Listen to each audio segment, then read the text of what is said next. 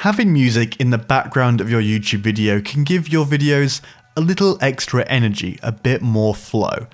But there are lots of different ways of doing it, and in this video I'm going to show you some of my favorite ways to add music soundtracks to your YouTube videos, or just videos in general. So the first method is the simplest, and that is just a very basic crossfade. Pick a point when one soundtrack ends, another begins, and just fade out the end of one track and fade in the beginning of the next. I find it works a lot better if you tend to end the track a bit before its natural end and start the other track a bit before its natural start. Otherwise, the crossover transition can be a little bit weak, but it does depend a lot on the track that you're using.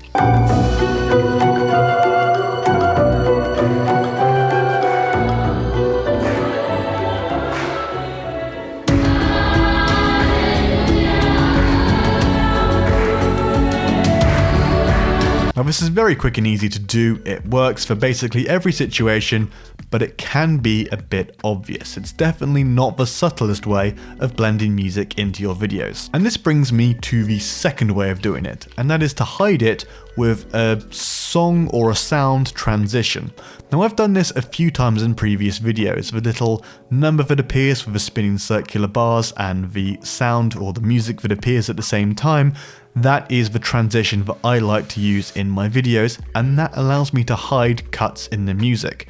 As soon as the music, I guess you could call it bumper, as soon as the music bumper starts playing, you can cut off the soundtrack. Then once the bumper ends, you can restart the soundtrack from a different position nearer the beginning, and no one is any the wiser.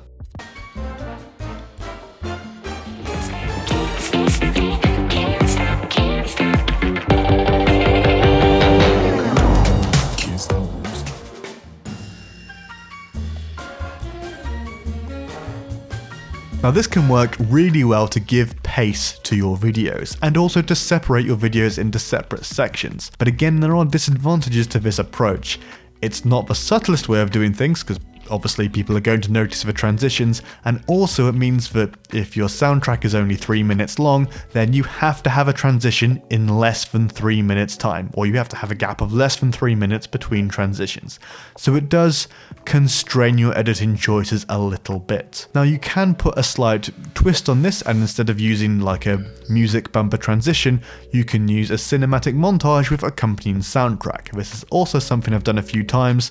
You simply end your background track when your cinematic montage starts, and that actually works very nicely. I find it can seamlessly flow from a voiceover narration section into a cinematic montage section. Alongside this new C300 Mark III, there's also going to be a new cinema lens.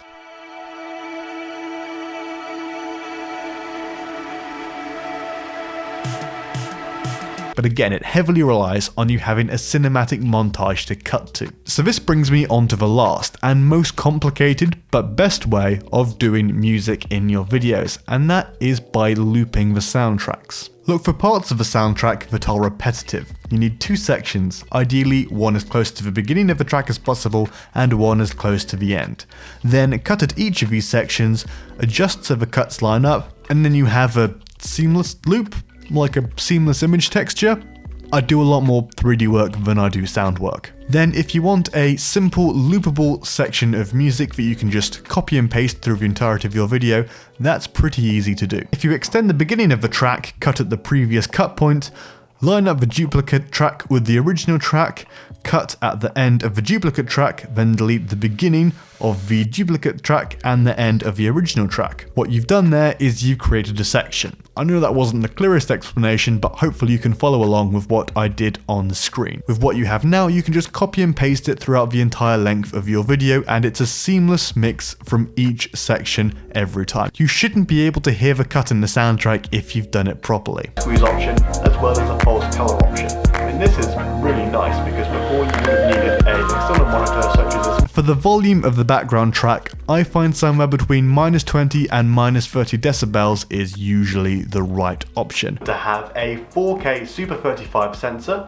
it's going to be able to do 4K at up to 120 FPS with no crop, and it should be doing this. Personally, I like to go with either -24 or -27 decibels depending on how loud my voiceover is. And there's another thing to be careful of, which is not to pick music that's too annoying. In the past, I have made this mistake on some of my YouTube videos, and I have definitely been made aware of it in the comment section. So you want something that's not too disruptive, fairly simple, fairly plain, and not too high of a tempo, otherwise it can feel like your video's being too rushed. You also don't want something that has too many different sections in it, otherwise it can make your video feel a little bit disjointed. Personally, I get all of my music from Artlist. It's a music subscription service where you pay for a year and then you get access to the entire Artlist catalogue. You can use all of the music you want that you can find in the catalogue.